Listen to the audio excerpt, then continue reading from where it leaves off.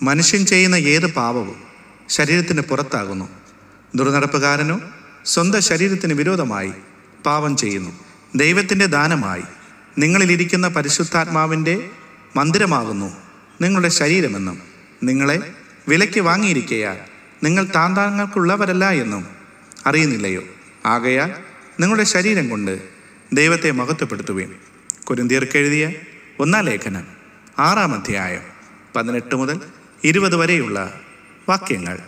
നായകനവൻ നമുക്കു മുൻപിലായി നൽവഴികളെ നിരത്തിടുന്നവൻ.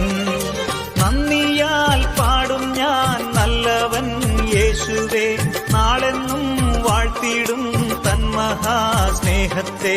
നന്ദിയാൽ പാടും ഞാൻ നല്ലവൻ യേശുവേ, നാളെന്നും വാഴ്ത്തിടും തൻ മഹാ